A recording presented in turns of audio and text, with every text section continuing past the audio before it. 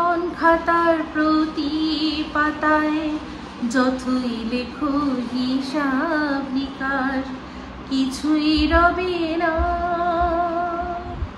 লুকোচুরির এই যে খেলায় প্রাণীর যত দেয়া নেয়া পূর্ণ হবে না।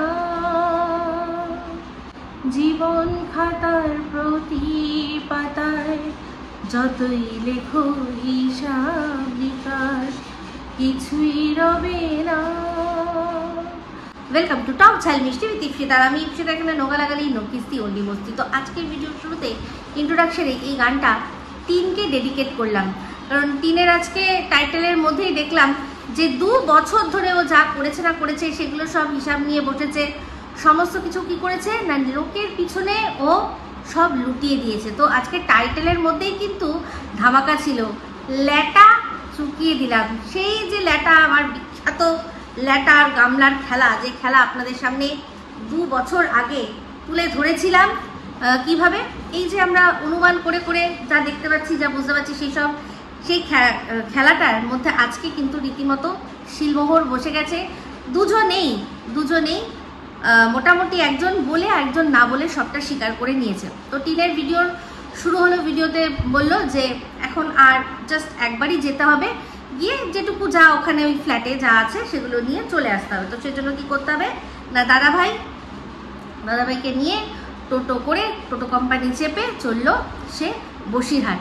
তো যাওয়ার পথে যখন কৃষ্ণচূড়া গাছগুলো দেখাচ্ছিল তখন মনে পড়ে যাচ্ছিল আজ থেকে বেশ প্রায় দেড় বছর, হ্যাঁ 1.5 বছরের ওপরকার একটা দিনের কথা। কোন দিন বলুন তো, মনে আছে? টিন নতুন ফোন কিনেছিল, আইফোন 15 প্রো ম্যাক্স 1 TB, সবচেয়ে হায়েস্ট, তখন সবচেয়ে দামি ওই ফোনটাই, তার মানে সবচেয়ে লেটেস্ট অ্যান্ড সবচেয়ে হায়েস্ট ফোন। যদি না কাস্টমাইজ ফোন হয়, মানে সর্বসাধারণের জন্য অ্যাভেলেবেল যে ফোনগুলো রয়েছে তার মধ্যে ওটাই সবচেয়ে তখন দামি, সবচেয়ে হায়েস্ট। সেই ফোনটাও যখন কিনেছিল, কিনে যেদিন প্রথম ও আমাদেরকে দেখাচ্ছিল যে দেখুন এই তো রাস্তায় এসছি, এখন শ্যুট করছি, কেমন লাগছে দেখো, তখনও কিন্তু সেই আকাশ আর কোথায় যেন মনে হচ্ছিল এরকমই কৃষ্ণচূড়া গাছ, তাতে ফুল ফুটে রয়েছে। সেই সমস্ত পরিস্থিতি, মানে প্রাকৃতিক যে পরিস্থিতি সব এক আছে, কিন্তু মানুষের পরিস্থিতি কতটা বদলে যায়, তখন কি ছিল এখন কি রয়েছে, তাই না? তো যাই হোক, টিনের সম্পর্কে একটা কথা আমি বরাবরই বলেছি যে টিন 2বার মুখ খোলে, দুটো টাইমে মুখ খোলে, এক হচ্ছে খেতে, এক হচ্ছে মিথ্যে কথা বলতে। ও মুখ খুললেই মিথ্যে কথা বলে। আজকেও এই পরিস্থিতির মধ্যেও দেখলাম মিথ্যে কথা কিন্তু ওর সঙ্গ ছাড়লো না। তো যাই হোক, যখন ও ফ্ল্যাটে পৌঁছে দেখলাম বলছিল যে সমস্ত গুছাতে হবে। তো ঢুকে বলল যে যখন খাট আলমারি আমরা দেখেছি, ওর মায়ের ব্লগেই দেখে নিয়েছি যে সমস্ত কিছু ঝেঁটিয়ে মা সুন্দর করে নিয়ে চলে গেছে। খাট, তারপর হচ্ছে কি হোয়াইট ড্রপ, যে ছোট্ট একটা হোয়াইট ড্রপ কিনেছিল, ওগুলো সমস্ত সে নিয়ে চলে গেছে। আর কোথায় কি রাখা হবে সব নিজের বাড়িতে কিন্তু সুন্দর করে ফিট করে নিয়েছে। তার মধ্যে ওই ওয়ার্ড্রপটা সেটার জন্য জায়গাটা ছেড়েছিল, কারণ ওয়ার্ড্রপটা গুছিয়ে রাখার চেয়েও মায়ের কাছে বেশি ইম্পর্টেন্ট হচ্ছে মেয়ের বিজনেস, আর সেখান থেকে মেয়ের আর্নিংটা, সেটার জায়গাটা আগে ঠিক রাখতে হবে। তারপর ওয়ার্ড্রপ ঠিকই কোথাও না কোথাও ওয়ার্ড্রপ নিজের জায়গা করে নেবে বলে সিঁড়ির কাছে রেখে দিয়েছিল। তো টিন দেখলাম বলল যে না, ঘরে ঢুকিয়ে নাও। ওদের ওপরের যে ঘরটা আছে যেখানে ওর মা থাকে, সেখানে ওদের যে আলমারি আছে, তারপর ড্রেসিং টেবিল টাইপের, যেটাকে কি বলে ওটা, শোকেস টাইপের, তার পাশেই কিন্তু জায়গা করে নিয়েছে। টিন বলল যে আমার ওই ঘাসবোর্ড লাগানোর জায়গা ও ঠিক হয়ে যাবে, ওইটুকু জায়গা ঠিক আমি করে নেবো। এই তো ক্যামেরার অ্যাঙ্গেল এইটুকু তো লাগে, কত আর জায়গা লাগে, এইটুকু তো জায়গা লাগে, সে আমি ঠিক কোথাও থেকে না কোথাও থেকে বের করে নেব।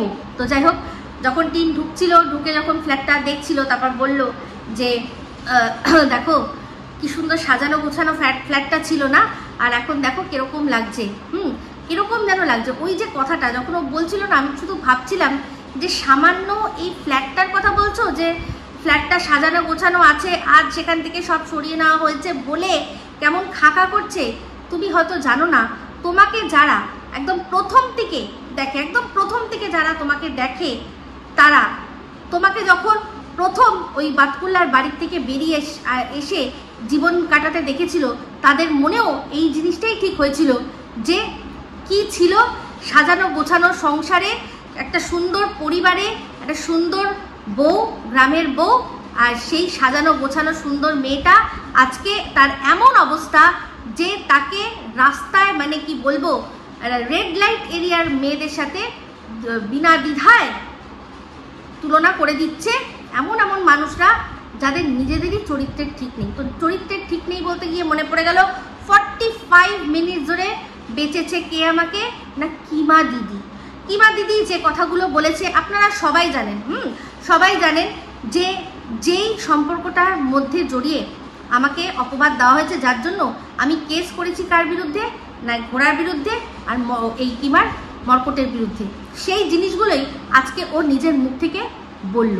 তো অবশ্যই সেটা নিয়ে আমার কেসের মধ্যে হয়তো কাজে লাগবে, কারণ এরা যে জিনিসগুলো ছড়িয়েছে সেইগুলো যদি মানুষের মনে আরও ছড়ায় তাহলে সেগুলো তো লাগবে। তো আপনারা ভালো করেই জানেন যে যেই সম্পর্ক কথা বলা হচ্ছে, মানে বলছে যে আমি আমার ননদের সংসার নাকি নষ্ট করছি, সেই ননদ অন ক্যামেরা এসে এই কথাটাতে ননসেন্স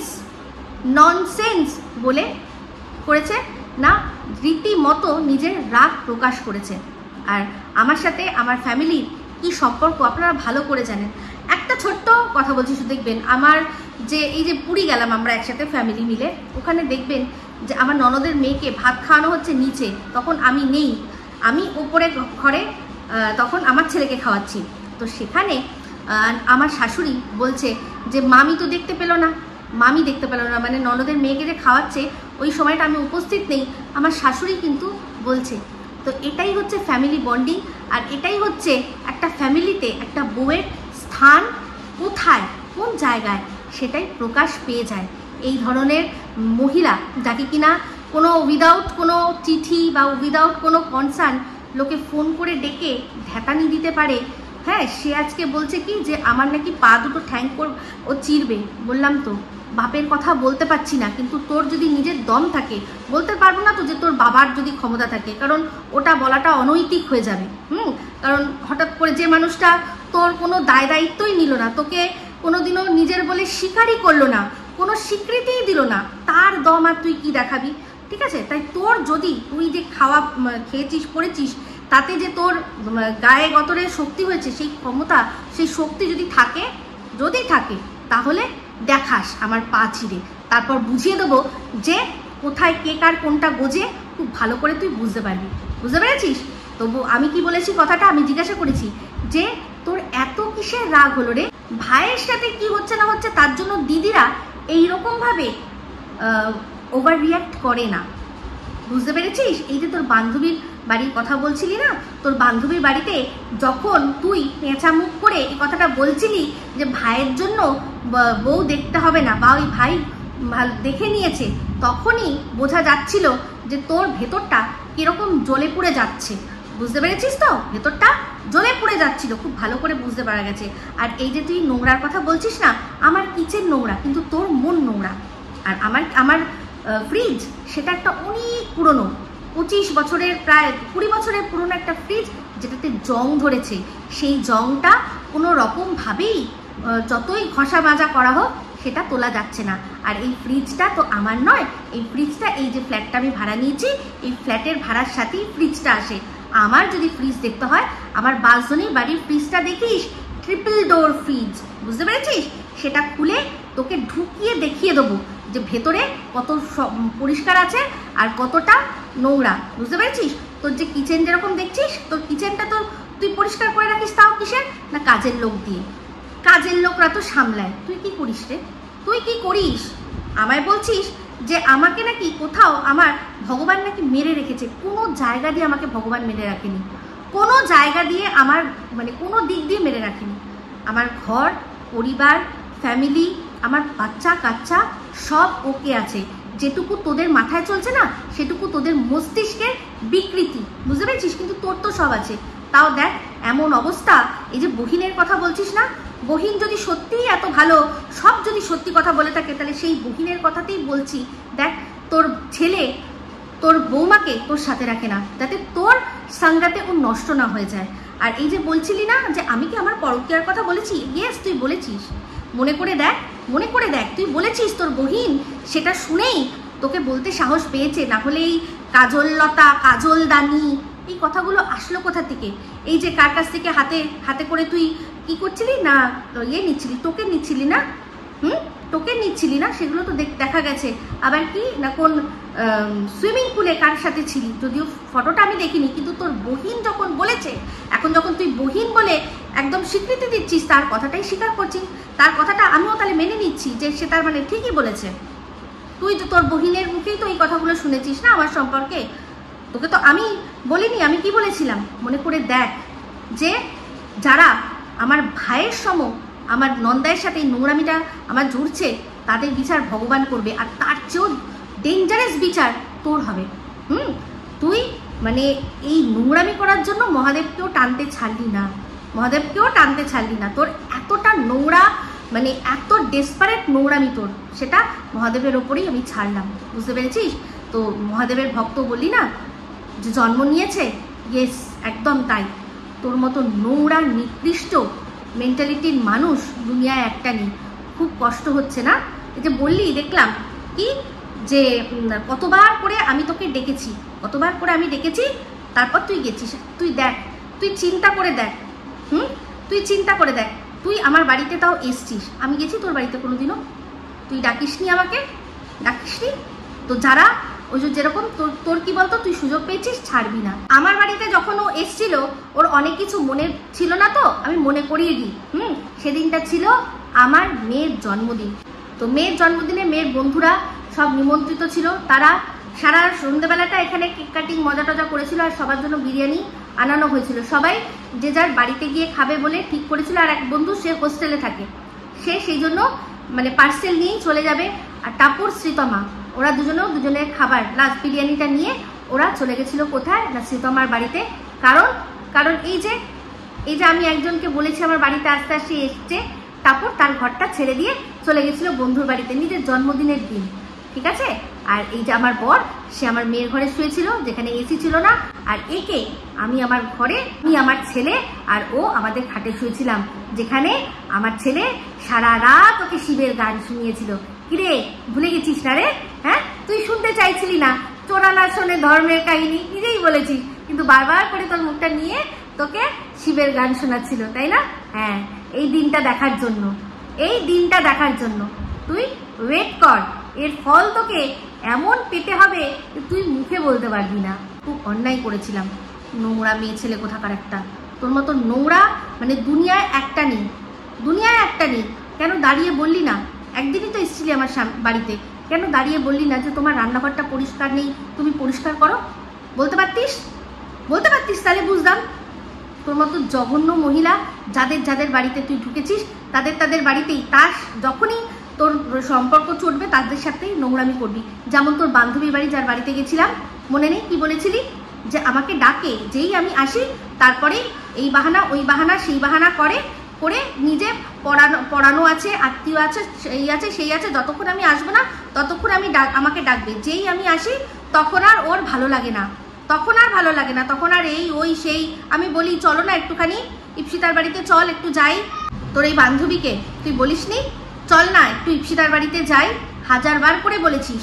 তোর এই বান্ধবী, যার ঠাকুর ঘরে দাঁড়িয়ে আমি মনে করেছিলাম যে হ্যাঁ হয়তো এখানে ঠাকুর আছে, সেই তোর বান্ধবীকে দিব্যি দিলাম তার ঠাকুরের, যে আমি যদি মিথ্যা কথা বলি তাহলে যেন সেটা আমাকে শুধরে দিয়ে যায়।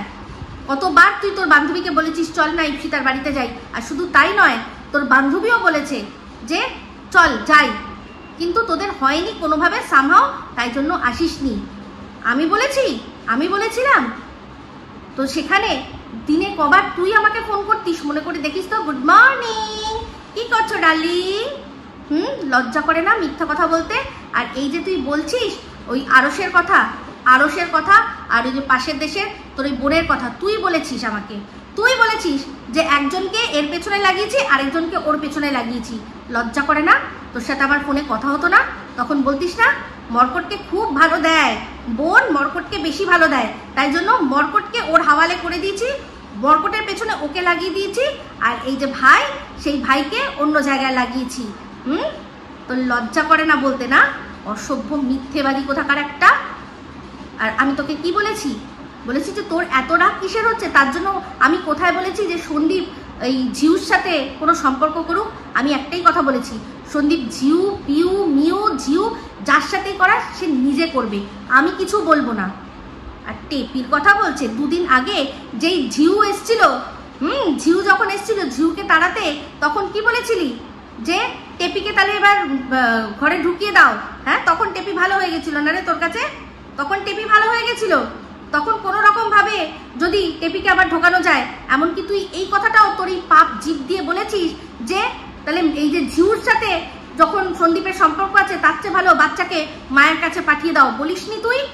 পাপিষ্ঠা কোথাকার একটা, অসভ্য নোংরা একটা অভিভাবকহীন, যেখানে যে ডাকে ওকে চলে যেতে হয়। তোর রাগ কিসের জন্য বলবো, আজকে বলে দিই। হ্যাঁ, বরানগর থানায় তোকে ডেকে পাঠিয়েছিল, আমাকে সাথে করে যেতে বলেছিলি। আমি বলেছিলাম কাগজ আছে, কাগজ আছে, তোমায় যে ডেকেছে কাগজ আছে, তোমার লোকাল থানা থেকে পাঠিয়েছে কিছু?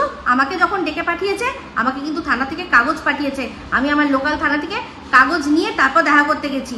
তুই বললি না, ফোন করেছে তাতেই যেতে হবে। আমি বলেছি আমি যাব না, আর তুমিও যেও না, কাগজ আসবে তারপর যাব।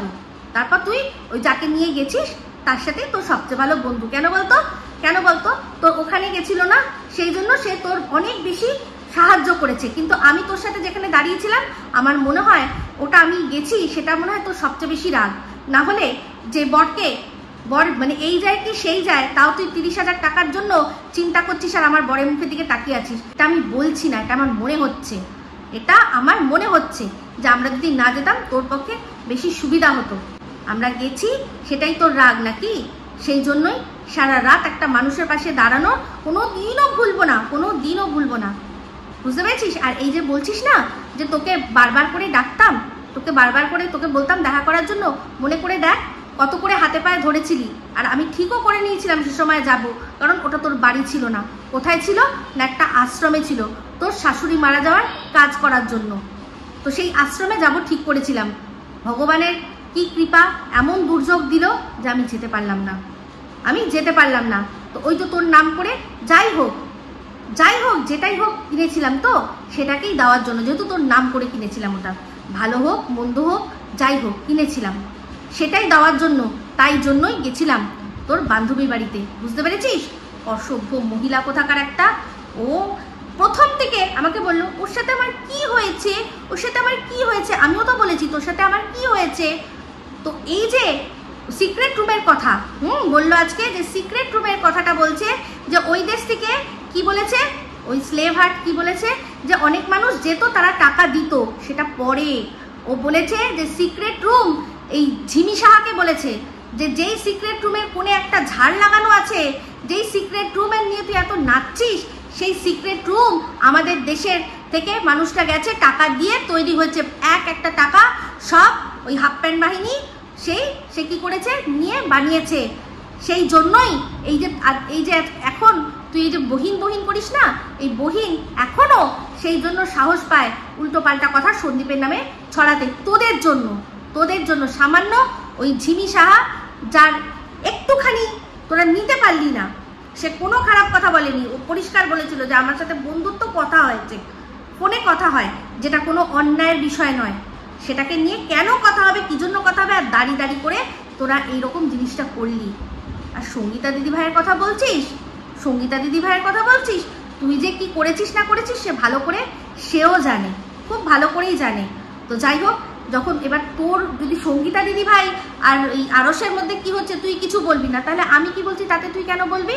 ও ভিউজ হয় আমাকে নিয়ে বল, পয়সা ইনকাম হয় আমাকে নিয়ে বল, সেই জন্যই আমার ডিমান্ড আছে, সেই জন্যই তুই ওরা কি করছে, ওদের মধ্যে পড়ছে কি পড়ছে না, ওরা একে অপরকে কি বলছে সেটা নিয়ে তো যায় আসছে না, কিন্তু আমি কি বলছি সেটা নিয়ে তো যায় আসছে, তাই না? খুব যায় আসছে। আমাকে নিয়ে বললে ভালো ভিউজ হয়, তো সেখানে মিথ্যা কথা বলিস না। এই কথাটা যদি সিক্রেট রুমের কথা বলে থাকে, সেটা বলেছে তোর ওই পাশের দেশের গোলাম, ওই স্লেভের জন্যই বলেছে, যে কিনা বলেছে যে সিক্রেট রুমটা তৈরি হয়েছিল নাকি ও দেশের টাকা দিয়ে। আর আজকে এই যে কথাটা বললো, বন্ধুরা, এই যে কিমা যে কথাটা বললো যে সন্দীপের বাবার সাথে নাকি ওই পাশের দেশে স্লেভের কথা হয়, তার মানে কি বলতে চাইছে? যে সন্দীপের বাবা সন্দীপের ক্ষতি চায়? যে সময়টা বলছিল ওপেন বাহিনীর বাবা তার সাথে কথা বলে না, এই কথাটা বলে কি প্রমাণ করতে চাইছিল? সন্দীপকে সবার চোখে কিরকম ভাবে নামাতে চাইছিল? তাহলে বুঝতে পারছেন যে কত ভালোবাসে আর কত হিতৈষী। আমি না বলেছি যে টেপিকে ঢোকাও, না বলেছি জিমিকে তাড়াও, আমি বলেছি যা করবে সন্দীপ নিজে করো। তুমি যা করবে আমি সেটা দেখব, সেটা নিয়ে বলবো। ভালো হলে ভালো বলবো, খারাপ হলে খারাপ বলবো, এটাই আসল কথা। কিন্তু তুই তো একটা দেখে দিতে চেয়েছিলি, তাকে হাতের পুতুল করে রাখবি, তাই না? তাকে হাতের পুতুল মানে তোর দেখা মেয়ে সে ওখানে ঢুকবে, নিশ্চয়ই তার পুরো কল কবজা তোর হাতের মধ্যে রাখবি। আর তুই কি করবি না, দূর থেকে কল কবজা নাড়াবি। আর সে কি করবে? সোনা বাবার ভালো করবে না? যেমন তুমি তোমার সংসারে ভালো করেছো, তুমি যেমন তোমার সংসারে ভালো করেছো। লজ্জা করে না? অসভ্য মেয়ে মানুষ কোথাকার একটা। দিনের পর দিন ভুলভাল কথা বলে যাচ্ছে। তুই আজকে যা বলেছিস তার ফল তুই আরামসে পাবি, বুঝতে পেরেছিস? আরামসে তার ফল পাবি। নোংরা মেয়ে ছেলে কোথাকার, নিজেই নিজের লাইভের মধ্যে সারাক্ষণ আমাকে নিয়ে ইউপি ইউপি ইউপি। আর কি তুই তুই কি বলছিস রে টেপিকে যে ও ভুল বার্তা দিচ্ছে? তুই কি বার্তা দিয়েছিস? যে বাচ্চা কাচ্চা বড় করো, তারপর ঘরে বর রেখে বাইরে নাগর ধরো, তাই না? বরের জায়গা আলাদা আর প্রেমিকের জায়গা আলাদা। দিনের পর দিন বসে বসে যেসব মেয়ে ছেলেরা তোর সাথে এগুলো শোনে, তারাই আবার টেপিকে ছিচি থুতু করে। কত বড় দোগলা তুই, বুঝতে পারছিস? তুই বুঝতে পারছিস তুই কত বড় দোগলা? তুই কি করবি রে আমার? তুই আমার কি করবি? হ্যাঁ, তোর তোর মানে তোর কথা অনুযায়ী চললে তবে আমার ভালো হবে, আর নাহলে ভালো হবে না। তুই নিজের ভালো করতে পেরেছিস? হ্যাঁ, আমার ঘরের কথা বলছিস? আমার ঘরের কথা তুই তোর মুখে কি করে সাজে? কুয়ায় লাত মারলে রাস্তায় বেরিয়ে কোথায় যাবি তার ঠিক নেই, বুঝতে পেরেছিস? এটা হচ্ছে তোর অকাজ। কিন্তু আমার অকাজ, আমার এই যে ঘর দেখছিস, এই ঘরটা ফাঁকা থাকতেও পারে, কিন্তু দুটো আমার ফার্নিশড ফ্ল্যাট আছে যেখানে মানুষ ভাড়া দিয়ে থাকে, বুঝতে পেরেছিস? কোনোদিনও যদি তোর মতো অবস্থা হয় না, একটা ফ্ল্যাটে থাকবো আর একটা ফ্ল্যাটের ভাড়া দিয়ে আমি নুন ভাত হলেও খেতে পারবো। কারোর সাথে আমাকে কাঁদতে হবে না, আমাকে কারোর জন্য কাঁদতে হবে না। এটা অহংকারের কথা নয়। কিন্তু তুই যেহেতু এই যে আমাদের সিম্পল লিভিংটাকে এত ছোট করে দেখালি, সেই জন্য বলতে বাধ্য হলাম। তোর জানা দরকার এটা, বুঝতে পেরেছিস? আমরা থাকি, আমাদের যেটুকু দরকার পড়ে সেটুকু নিয়ে যথেষ্ট খুশি আছি আমরা। দরকার নেই সোফা, দরকার নেই সেন্টার টেবিল, দরকার নেই তোর মতো, তোর ওই ঘরের মতো যে এক গাদা মোচকা, এক গাদা টোপলা, তোকে পোঁয়ায় লাথি মারলে ওই টোপলা তোকে বয়ে নিয়ে বেরোতে হবে, বুঝতে পেরেছিস? আমাকে সেটা বয়ে নিয়ে বেরোতে হবে না, আমাকে বয়ে নিয়ে বেরোতে হবে না। জানোয়ার মেয়ে ছেলে কোথাকার একটা।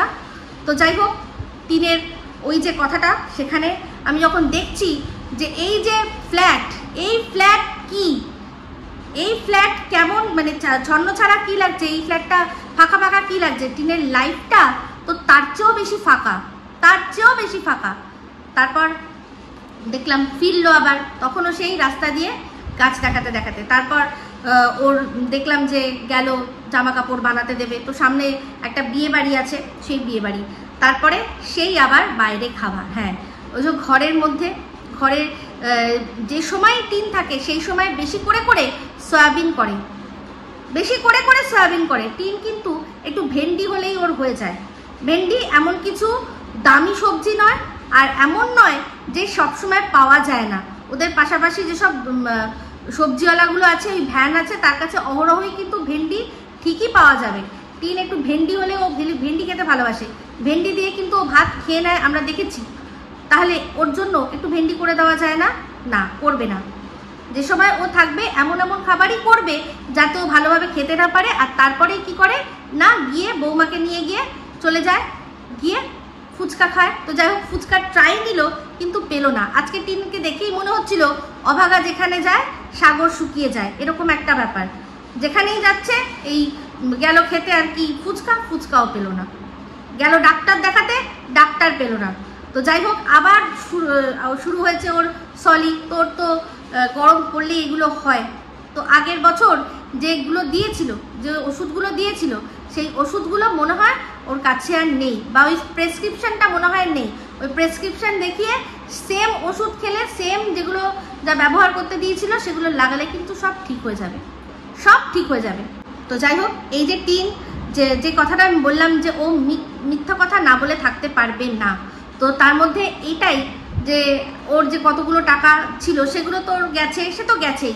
বললো এখনও আমার ফোনের ইএমআই চলছে।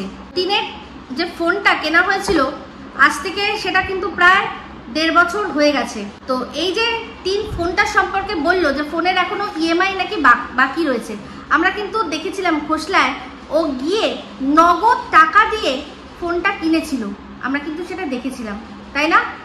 আর যদি ধরুন যদি মেনেও নি যে ও এটা ইএমআইতেও কিনেছে, তাহলেও কিন্তু ওর ফোনটা কিনেছে প্রায় 1.5 বছর হয়ে গেছে। আমরা জানি একটা ইএমআই ম্যাক্সিমাম 18 মাসের হয়। এই যে যারা চাকরি করে তাদের 24 মাসেও হয়, কিন্তু যারা চাকরি করে না মানে এমনিতে মোটামুটি 12 মাসের হয়, 8 মাস 12 মাস হয়, তারপর হচ্ছে 18 মাস হয় আর 24 মাস হয়। 18 আর 24টা কিন্তু মোটামুটি যারা চাকরি করে বা যাদের খুব ভালো আইটি ফাইল তারাই পায়, তাছাড়া কিন্তু হয় 8 মাসের নো কস্ট ইএমআই হয়। আর আমার মনে হয় ও যদি নেয়ও, আমি যতদূর জানি না, আমরা নিজেরাই দেখেছিলাম পুরো থোকা বান্ডিল টাকা নিয়ে ওর বাপি গিয়ে খোসলা থেকে ফোনটা কিনেছিল, আর সাথে ছিল কে সোনাই। তাহলে এটা সম্পূর্ণ মিথ্যে না? আর যদি সত্যি ইএমআইও হয় তাহলেও সেই ইএমআই এতদিনে শোধ হয়ে যাওয়ার কথা, কারণ 18 মাসে ওরা পাবে না, পেলেও 12 মাসের বেশি কিস্তি পাবে না। তো 12 মাস তো অনেক আগে হয়ে গেছে, তাহলে এই যে কথাগুলো বলছে সেগুলো সম্পূর্ণ মিথ্যে কথা। তো বললাম না যে টিন মুখ খুললেই ও মিথ্যে কথা বলবে। আবারও বলছি যে এইসব নোংরা কথা বলে এই কিমা নিজেই নিজের আসল রূপটা দেখাচ্ছে। বলছিল না যে সাপও সবসময় নিজের মানে খোলস ত্যাগ করতে হয়, সাপেরও খোলস না ত্যাগ করে থাকতে পারে না, সাপকেও মাঝে মাঝে নিজের আসল রূপে আসতে হয়। সেই আসল রূপটা ও এখন দেখাচ্ছে, ও আসল রূপটা এখন দেখাচ্ছে। এমন কিচ্ছু হয়ে যায়নি, এমন কিচ্ছু হয়ে যায়নি, হ্যাঁ, যার জন্য ও এই নোংরা কথাগুলো বলবে। কিন্তু কি করবে, ওর ভেতরে তো নোংরা, সেগুলো তো বার করতে হবে, খোলসটা তো ওকে ত্যাগ করতে হবে, তাই না? সেই জন্যই এইরকম কথাবার্তা। আমি শুধু জিজ্ঞাসা করেছিলাম যে একজন বলছে সিক্রেট রুম বাতকুল্লার ওই সন্দীপের বাড়িতেই রয়েছে, আর এই কিমা দিদি বলছে না নেই। ওই যে আসল কথাগুলো তুলে ধরেছি না, ওর মানে মুখোশ খুলে যাচ্ছে, তো সেই জন্য। শোন, তুই না নিজেরটা দেখ, বুঝতে পেরেছিস তো? নিজেকে ভগবান ভাবা একটু বন্ধ কর। আমি কিন্তু নিজেকে ভগবান বলিনি তোর মতো, আমি নিজেকে ভক্ত বলেছি মহাদেবের।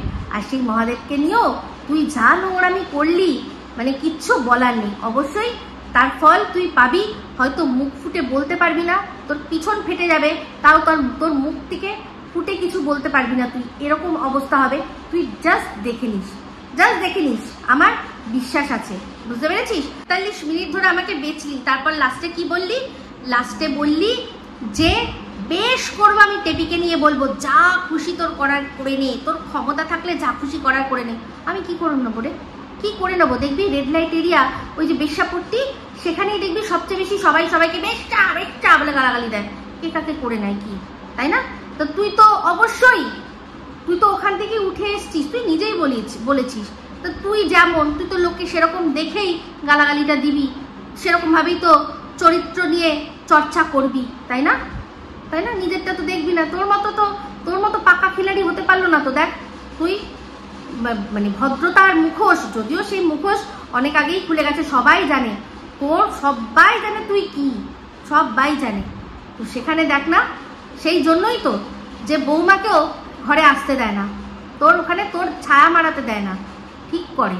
তোর বহিন বলেছে ঠিক করে, বুঝতে পেরেছিস? তো যাই হোক, আর এই গড়িয়া বলছিস না, সেই গড়িয়ার ভালো করে জানিস, তুই ভালো করে জানিস যে তুই গড়িয়ার কি, কোথায় কি বৃত্তান্ত, বুঝতে পেরেছিস? কি বৃত্তান্ত তুই ভালো করে জানিস। তুই তোর যে মুখ যেরকম আছে গাটার, সে গাটার করতে থাক। আমার সম্পর্কে ওই যে দেখ, তোর সম্পর্কে যে বলেছে নোংরা কথা তুই তার গলায় ঝুলছিস, কিন্তু আমার সম্পর্কে যে নোংরা কথা বলেছে তাদেরকে আমি আদালতে টানছি। এটাই হচ্ছে তোর আর আমার মধ্যে তফাৎ। তো যাই হোক বন্ধুরা, এই ভিডিওটা এই অবধি রাখছি। যদি ভালো লাগে তাহলে অবশ্যই লাইক, শেয়ার, কমেন্ট করতে ভুলবেন না। যারা চ্যানেলটা সাবস্ক্রাইব করেননি তারা সাবস্ক্রাইব করে নেবেন। সবাই ভালো থাকবেন, সুস্থ থাকবেন। আবার আসছি খুব শীঘ্রই নতুন ভিডিও নিয়ে। Me Ipsita signing off. Love you all.